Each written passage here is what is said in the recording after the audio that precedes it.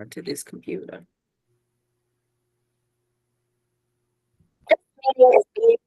All right, so we are now live with this special edition of Phoenix Rising with Dawn Shanae Collins. We've been on a great, beautiful, long hiatus while I transition into the legal profession so I could be like my partner in crime today, Miss Alfreda Tillman Bester, and be the best attorney activist that I can be. Joining me, in addition to Sister Alfreda, is Brother Jan Moeller with Invest in Louisiana and Sister Storm Matthews, education activist. And so, what we're going to talk about today, and the reason why we felt it was important to come out with a special edition of Phoenix Rising, and we'll be relaunching regular episodes the first Saturday in April. But the reason why we came out with this special edition of Phoenix Rising is that there's a very important election on March 29th with 4 constitutional amendments. And if you live in the St. George area, they also have a few things going on in St. George, mayor, council, and whether or not they're going to approve a charter for how they'll govern themselves. So statewide, for March 29th, early voting begins on March 15th. We have these 4 constitutional amendments, and so we're going to dive right in. When I reviewed them, I'm on the policy team with Vote. And so then we went over the constitutional amendments, and so then I immediately took the tools that Vote came out with, and I took a screenshot and text family members, and I gave my first impression, my first thoughts. And so my humble first thoughts were that amendments 1, 3, and 4 are primarily about more Black and brown bodies and poor bodies and mental folks with mental health issues, more bodies being in prisons, as well as reducing the number of Black judges on benches. That was my takeaway. And that's how I informed my family members. Amendment 2, I said, was tax breaks for the wealthy on the backs of everyday citizens like us here today. And so that's me, though, you know. Jan, I know you're out there at the state capitol every time there's legislative session for Invest in Louisiana. Can you go into the piece that you all focused on as an organization, and then we'll dive into specifically Amendment 1, 2, 3, and 4. Sister Alfreda is going to go over the language of each one for us. Sure. Well, thanks for having me on, Dawn, and it's wonderful to be on with friends. And so, as you know, at Invest in Louisiana, we do public policy with an eye to how those policies affect low and moderate income families.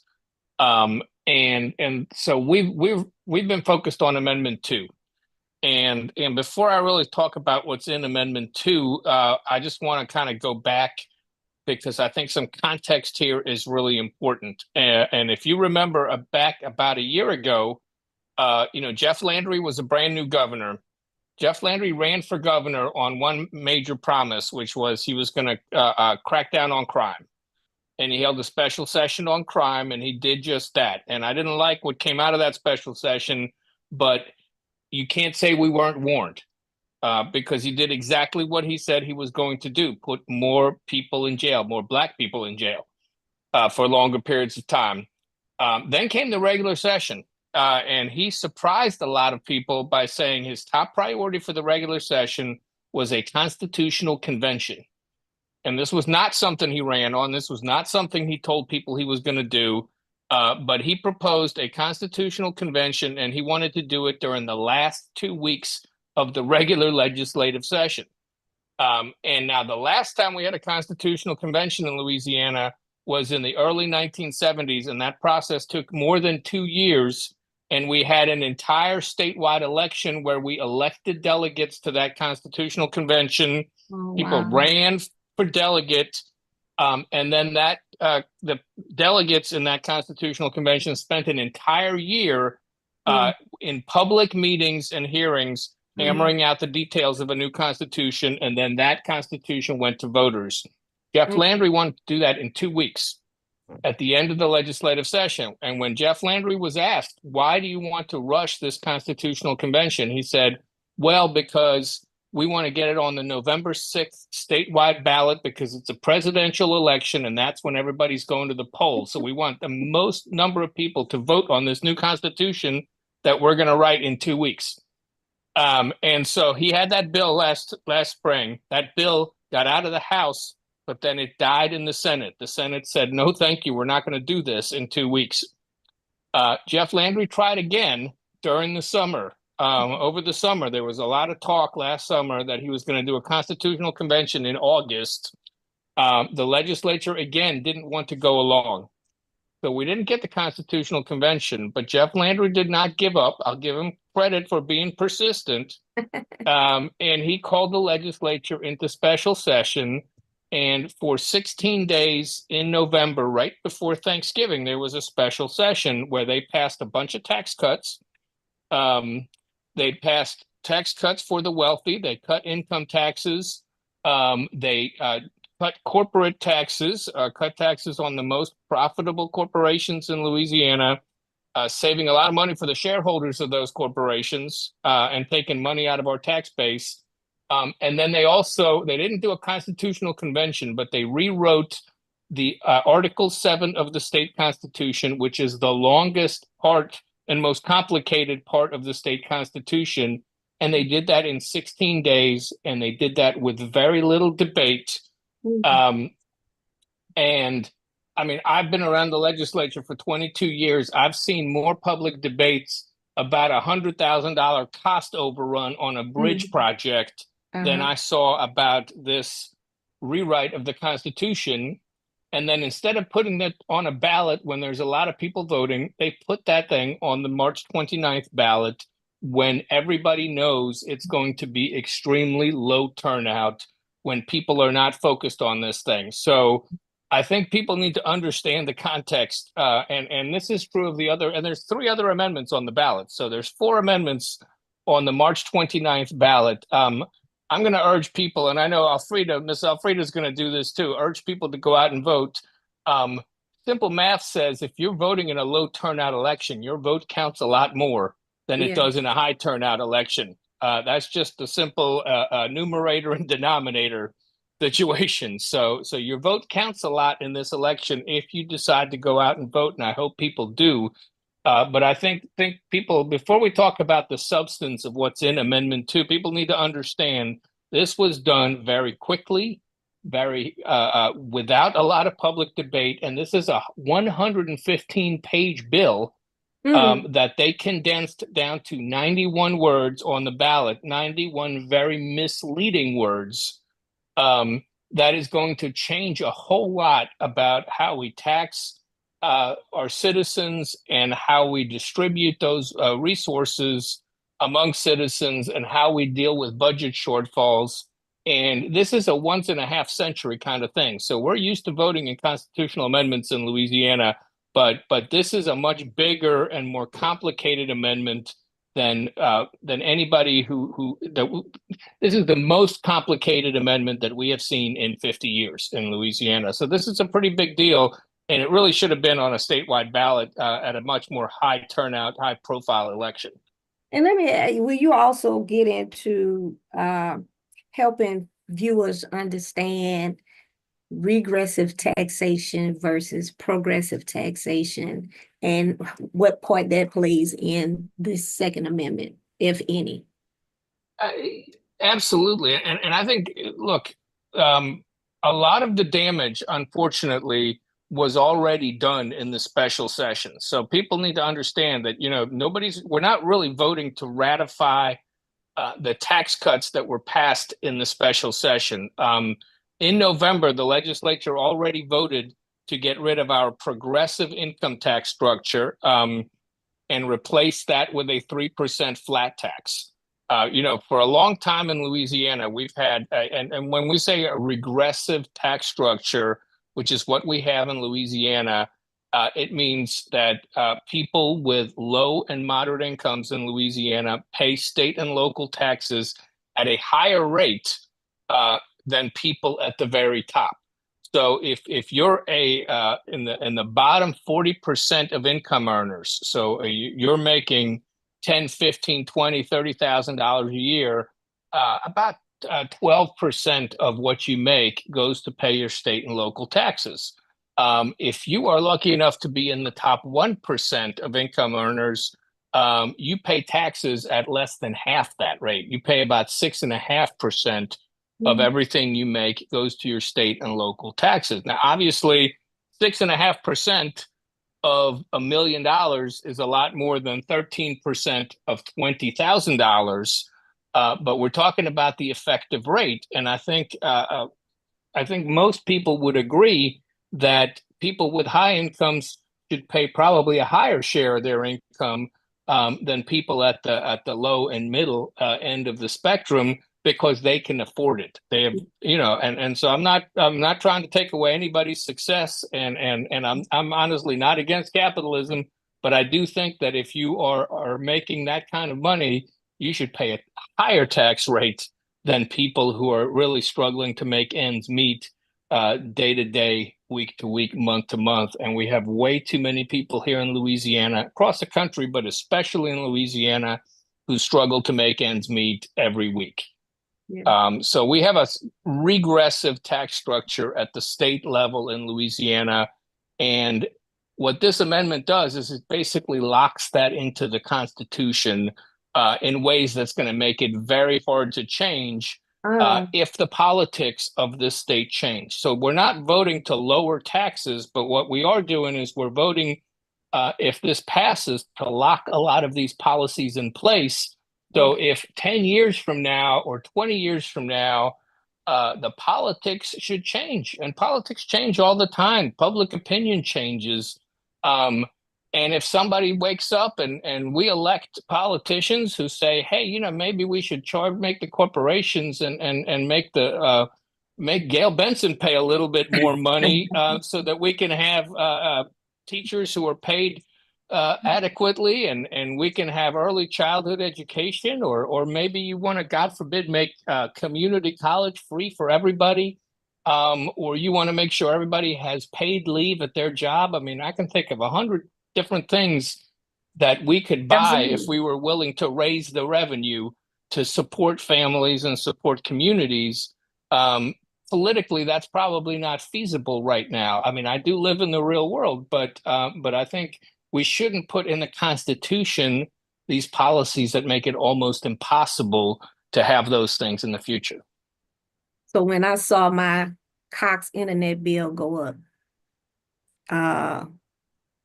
after the session, and they email saying, look, now we have to charge these sales tax, then it's going to be harder for that to be pulled back the rein then moving forward with this. Absolutely. And look, even before the special session and before those changes were made, we already have one of the lowest income taxes in the country in Louisiana, and we already had one of the highest sales taxes in Louisiana. So if having low income taxes was the answer to outmigration and economic growth, we wouldn't be in 48th place in everything. So I think that, the fundamental premise that we were sold by the governor was, hey, this is, if we cut taxes on the wealthy, it's going to solve our outmigration problem, and our kids are going to stay, and everything's going to be rosy. And we know that's not true, because we've already tried that. Right. It's the same thing as mass incarceration. If putting more people in jail was the solution to our crime problem, we wouldn't have one of the highest crime rates in the country in Louisiana. But we keep doubling down on these policies that have been proven time and time, decade after decade, to not work. And that's what these constitutional amendments are doing ultimately. All right.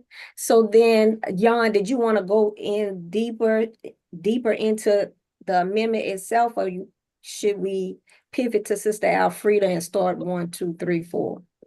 Well, I think I've been talking a lot, so I would love to turn it over to our other All guests right. here Well, to talk Dawn, why about the don't we, others. since you've started out talking about Amendment 2, Okay, Dawn, let me take that one out of order and just read the perfect. language that's on the ballot for that, for Amendment 2. And Jan talked about how they had water. No, he didn't say water it down. That's Frida saying watered it down to just a few words that are very ambiguous and at the same time um, overly broad. So let me read those for you.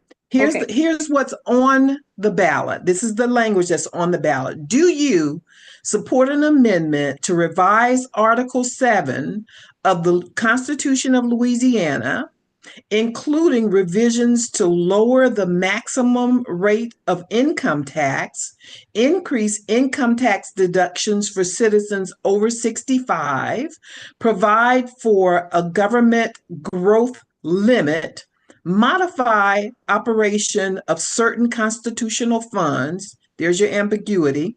Mhm. Provide for property tax exemptions, retaining the homestead exemption, an exemption for religious organizations, provide a permanent teacher pay salary increase by requiring a surplus payment to teacher retirement debt, and make other modifications. Okay, so I'm a lawyer, Uh-huh. Uh-huh. uh, graduated top of my class, Uh-huh. been practicing for over 25 years, So you and passed the this makes bar. no sense You to me. passed the bar, been practicing all of that. This makes no sense. And what I want to say to our audience, and Yon, I'm going to get back to you because you know this amendment back and forth. But Yon and I were both at the Capitol when they were trying to force feed us a constitutional convention that they told us that they would write in 2 weeks.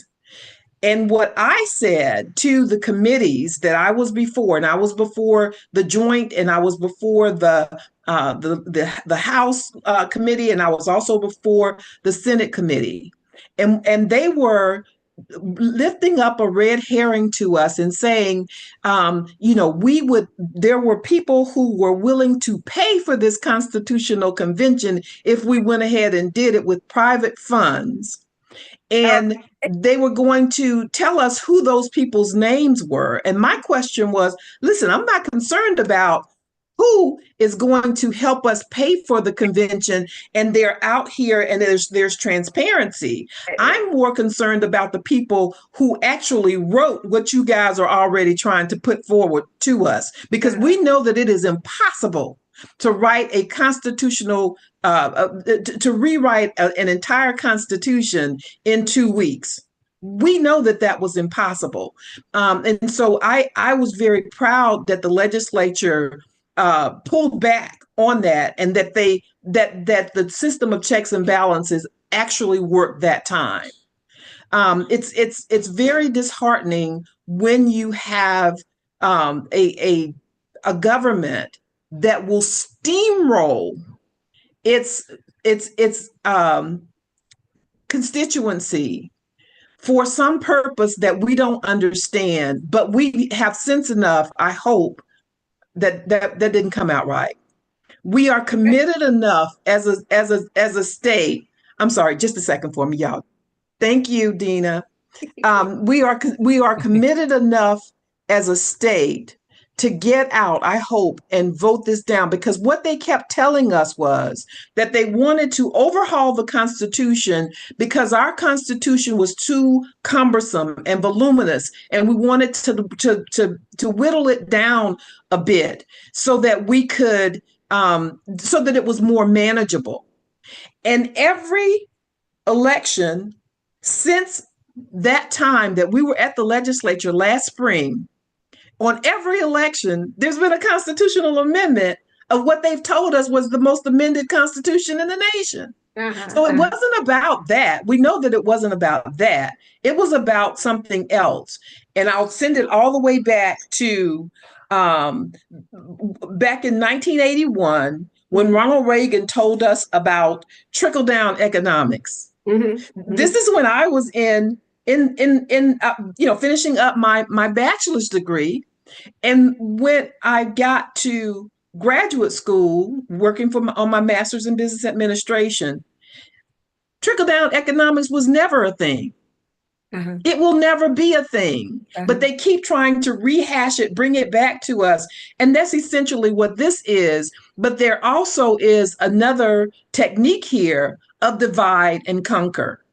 So we're dangling a pay raise in the face of teachers. We're saying to people who are 65 and older, okay, well, maybe we'll make sure you keep your homestead exemption, and other little things to get people on board. But they're not talking about how this is disproportionately in favor of large corporations and the wealthy. And turning around and being on the backs of teachers too. I mean, it's on the backs of teachers, because even if you give teachers a pay raise, they still don't have a living wage. Yes. And Sister Storm, I'll stop. I know what I'm doing is, I know Sister Storm has some questions of her own, as well as from educators that she's been talking with. Educators want a pay raise, and they deserve a pay raise. And we were actually told when Landry was running, and then when he first won, he flat out told the unions, "I'm not giving y'all a raise. Y'all gonna have to show me you deserve it." So my question is, when I teach my students how to read nonfiction, because when they're taught to read, they're taught to read fiction, not nonfiction. The most important thing is, don't read what's there. Don't read what the author gives you. Look for what's missing. What's missing is more important than what the author gives you. Also, look for what is the author's intent. The intent is normally not to inform or not to entertain, even if it's fiction. What is their intent? So the intent here is to purchase votes. Let's call it what it is. They need votes, and they can't get it without dangling the carrot,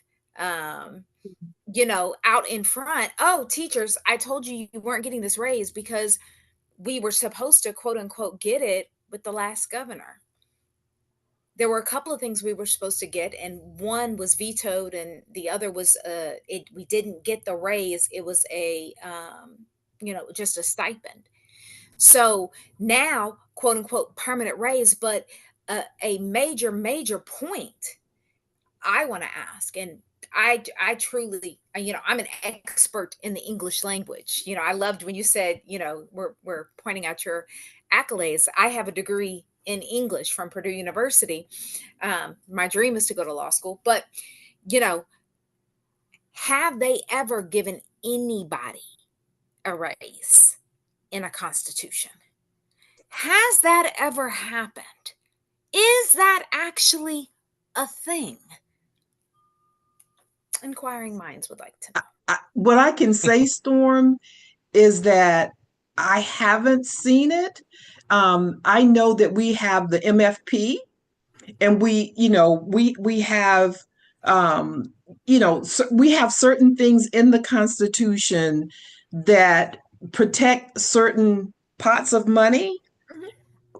We have things in the Constitution that talk about our retirement benefits and that kind of thing, but I am unaware of a constitutional amendment that provided for a pay raise for any particular group of people, like they're doing with teachers. And this is just, in my opinion, I'm not saying it's not there. I'm saying I don't recall seeing it any place in the Constitution. But and just to interject real quick, MFP is federal funds for students. Well, we're not going to have that anymore, because we're going to get rid of the Department of Education. I'm going to just clear it up. So the MFP, and Dawn, weigh in here. So the minimum foundation program is the state funding formula Mm-hmm. for education. So those are the biggest Yeah. draw on state general fund dollars. The taxes we pay to state government is the MFP dollars that gets distributed to school districts via a formula. And Correct. for years in Louisiana, and then the local school districts raise their own money. So it's a mix that, and then the federal government contributes, Title I money and I money did. that helps students with disabilities and that goes to economically disadvantaged districts and students. But I think what's important here is for years, and I remember I go back to when Mike Foster was governor of Louisiana. Back then there would be an automatic 2.75% pay adjustment for teachers in the MFP every year. And Mike Foster said, Republican governor said, he refused to take a salary as governor until teachers were paid at the Southern regional average. He never got to take his salary in 8 years as governor. It wasn't until Kathleen Blanco was governor that the teachers' pay finally reached the Southern regional average. But the point was that the pay raises would always be put in the MFP. The state would be responsible for those pay raises. Now, what's happened the last couple of years is the legislature refused to pass an MFP that had a teacher pay raise. So the last year of John Bel Edwards and the first year of Governor Landry, instead of including a raise in the state portion in the MFP, they included these one-time stipends. And so, Storm knows, my household knows, I wake up next to a third grade teacher every day. So we get those stipends twice a year. Those stipends are not in the executive budget. So what this constitutional amendment does is we have 3 funds in the state constitution, funds that were created by voters in years past. One of them is the 8G fund. This was money that the state got in the late 1980s from offshore oil and gas revenues. It was a windfall. And the state said, hey, we should put this money, we should lock it away in a fund so that we can appropriate money out of this fund every year. The other big fund is money from the tobacco settlement. We settled with the global tobacco settlement in the late 90s. So those 2 funds are in the state constitution. The voters put that away. And every year we appropriate about $68 million for education programs out of those 2 funds. And that's how we've been doing it for generations here in Louisiana. What the constitutional amendment does is it gets rid of those 2 funds. It liquidates those 2 funds. It takes the $2 billion that are in those funds and uses it to pay down debt in the teachers' retirement system. Oh. And then there's a law that says, hey, every school district is going to save money on retirement, and we expect you to use those savings to provide a raise. But here's the catch. And I believe, look, I don't think they're lying that school districts are going to save money on retirement, and the law says they have to put that into a raise, but that money is just replacing the money in the stipends. So if you are a teacher who thinks you're getting more money next year than you're getting this year, they are lying to you. You're getting the exact same amount of money, except you're getting it every 2 weeks when you get paid instead of getting it in 2 lump sums through a stipend. So they're replacing a stipend with a pay raise. But more importantly, this constitutional amendment says the state is getting out of the teacher pay raise business. If you want to pay teachers more, it's the local school districts that are going to have to raise that money. So that's what's really a bad policy decision, because some school districts are doing really well financially in Louisiana. Other school districts don't have 2 nickels to rub together. Ask teachers in St. Helena Parish who start at like $26,000 a year or something. They don't have money up there to fund raises. Which ones are doing well? Huh? Which ones are doing well? I think Red River Parish is doing pretty well up there. They've got some of those fracking parishes where they had some windfall revenue come in, relatively speaking. I mean, I'm not going to say, nobody's ever going to get rich being a public school teacher, but maybe in a charter school, but that's a different conversation.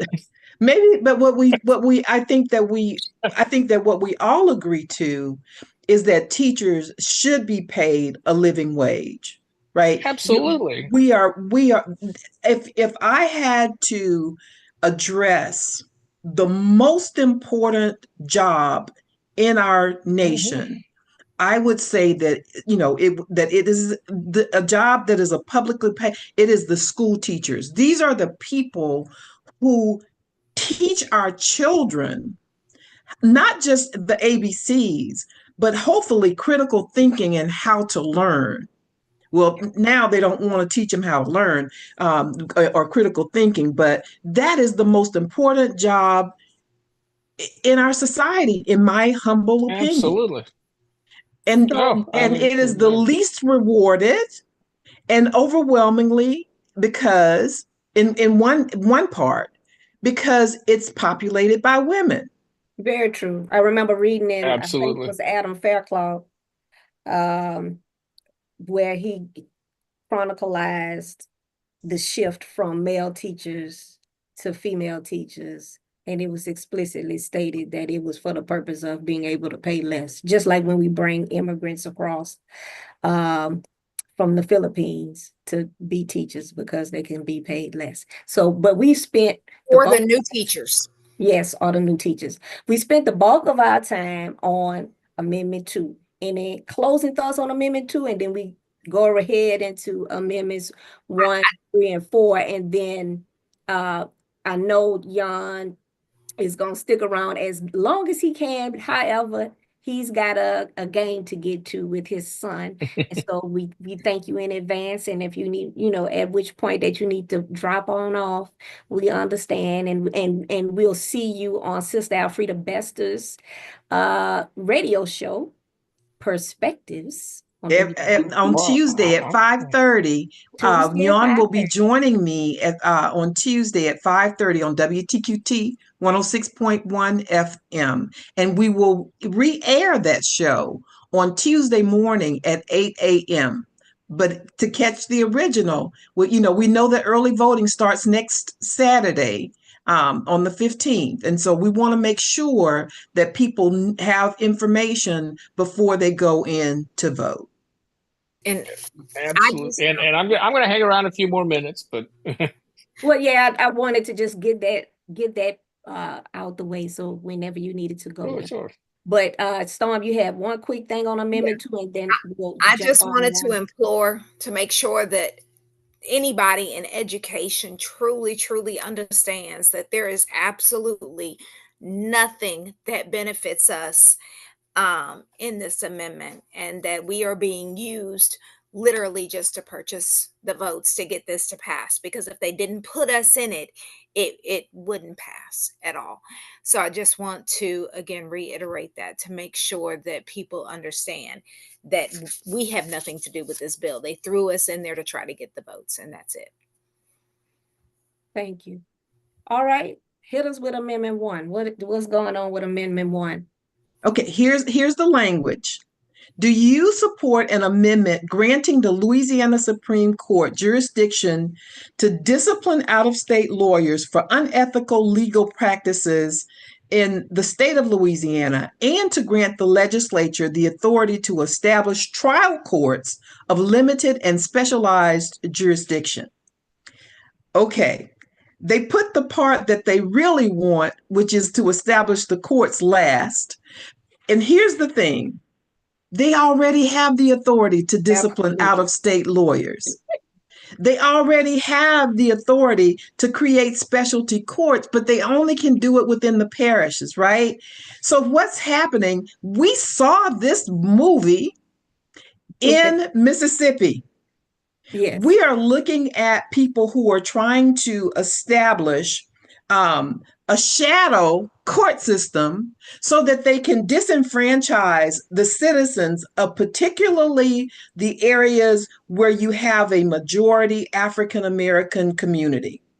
So when you look at a Baton Rouge and a New Orleans, these are the areas that they're going to focus on, but they'll do it all over the state, but particularly in Orleans Parish and East Baton Rouge Parish, where you have a judiciary that reflects the population of the parish. This is not about disciplining out of state lawyers. This is not about having them have the authority to create courts. This is the same kind of thing that they did. And I don't know if people will, when you see those arbitration agreements in your contracts, and not so much mediation, because mediation is not binding unless you say it's going to be binding. But these arbitration agreements that are put in your contracts, this is so that they don't have to go to the courts. When the courts became more fair, you started seeing more arbitration agreements. When corporations started losing these cases in front of duly elected judges, this is when you started seeing the rise in arbitration agreements being put into your contracts. This is the same thing, but this time they intend to usurp the authority of the judiciary as we know it right now for duly elected judges. And if you will notice what happened in Mississippi, when they passed this, they put judges over the judges that were elected by the people and carved out districts where they could select the judges that they wanted. That's the same thing that I would anticipate happening in Louisiana, and I advise everybody to vote no. Very anti-democratic. And I think, yeah, Ms. Elfrida's obviously knows this subject really well.